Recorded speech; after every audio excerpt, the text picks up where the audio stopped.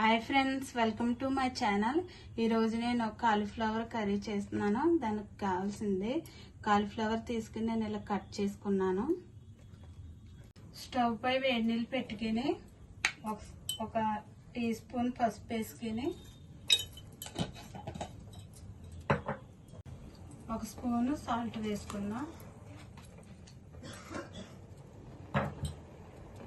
ఇప్పుడు మనం ఈ వాటర్లో కాలీఫ్లవర్ వేసుకుందాం. వేడి నీళ్ళలో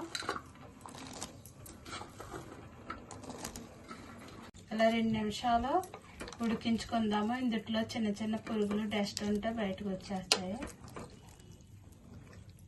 2 నిమిషాలు ఇలాగా ఉడికించుకున్న తర్వాత ఒక ప్లేట్లో తీసుకుందాం.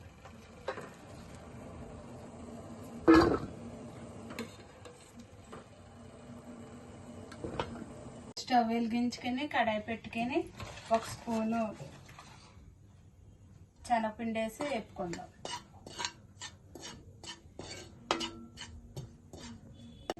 శనగపిండి అయితే మరి నల్లగా వేసుకోకూడదు, చక్కగా స్మెల్ వస్తుంది మనకి వేసి తినేటప్పుడు. ఇలాగ వేసుకోవాలి. ఇప్పుడు గిన్నెలోకి తీసుకుందాము. కడాయిలో కొంచెం ఆయిల్ వేసుకుందాం. మనం 1/2 స్పూన్ కారం, కొంచెం సాల్ట్ వేసుకున్న తర్వాత మనం కాలీఫ్లవర్ వేసుకొని వేపుకుందాం.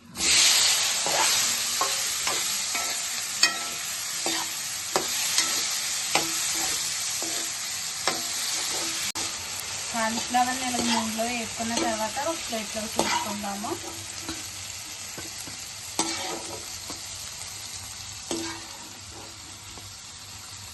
కడాయిలో ఆయిల్ వేసుకుని ఆయిల్ వేడయ్యాక చెక్క, లవంగ, జీలకర్ర, యాలకులు వేసి బిర్యానీ ఆకు వేసి వేసుకోవాలి.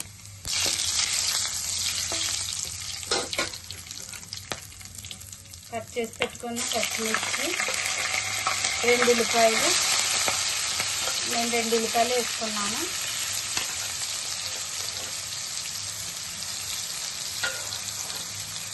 ఉల్లిపాయలు మగ్గేటప్పుడు సాల్ట్ వేసుకుని వేసుకుంటే త్వరగా మగ్గుతాయి. 1 స్పూను సాల్ట్ వేసాను. ఉల్లిపాయలు ఇలా వేగిన తర్వాత మనం ఇప్పుడు 1 స్పూను అల్లం వెల్లుల్లి పేస్ట్ వేసుకున్నాం.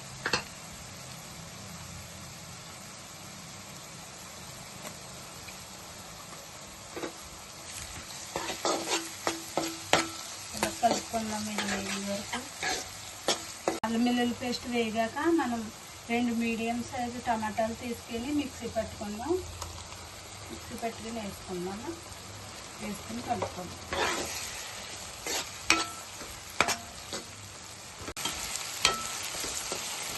ఇలా వేపుకోవాలి. టమాటా, ఉల్లిపాయలు ఇలాగ చక్కగా మగ్గిపోవాలి. ఇప్పుడు మనం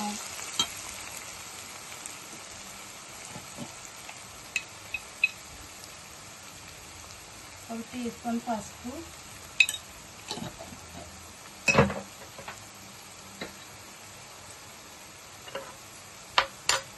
1 స్పూన్ కారం వేసుకుందాం. ఎందుకంటే మనం కాలీఫ్లవర్ వేసుకునేటప్పుడు కొంచెం కారం వేసుకున్నాం కదా, మనం తగ్గట్టు వేసుకోవాలి. ఇలాగ ఆయిల్ పైకి తేలినంత వరకు వేసుకోవాలి.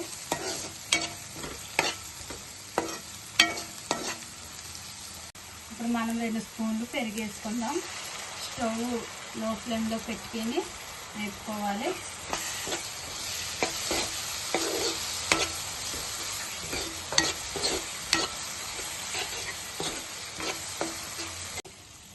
పెరుగు వేసుకొని ఇలాగ మొత్తం ఆయిల్ పైకి తేలే వరకు వేపుకొని ఇప్పుడు మనం ముందు వేపుకున్న శనగపిండిలో కొన్ని వాటర్ వేసి కలుపుకుందాము.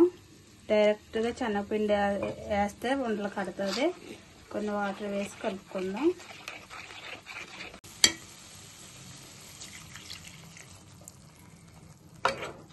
స్టవ్ లో ఫ్లేమ్లో పెట్టుకుని ఉడికించుకోవాలి.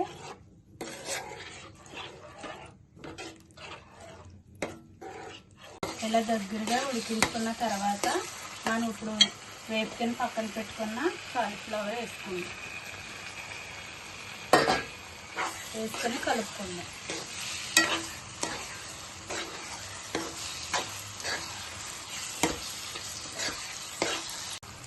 ఒక అరకప్పు నీళ్ళు వేసుకుని ఉడికించుకుందాం.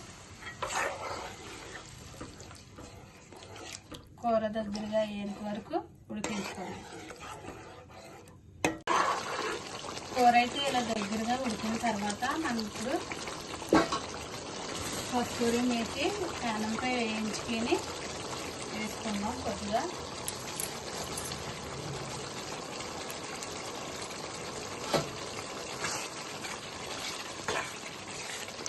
ఇలా కలుపుకున్న తర్వాత 1 స్పూన్ గరం మసాలా,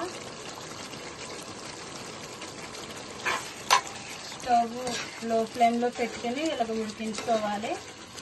ఇది డాబా స్టైల్లో ఇలా కర్రీ చేసుకుంటే బాగుంటుంది.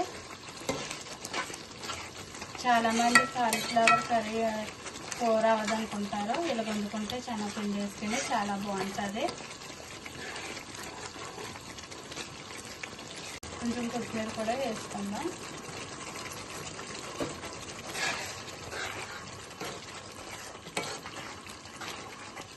ఒక నిమిషం ఉడకనిద్దాం. ఆయిల్ అయితే ఇలా పైకి తేలింది. మనకి కర్రీ అయితే రెడీ అయిపోయినట్టే. ఇంకా స్టవ్ ఆఫ్ చేసి దించేసుకుందాం. ఈ కర్రీ అయితే ఇలా వండుకుంటే చాలా బాగుంటుంది. చపాతీలోకి, రోటీలోకి చాలా టేస్ట్గా ఉంటుంది. రైస్లో కూడా బాగుంటుంది.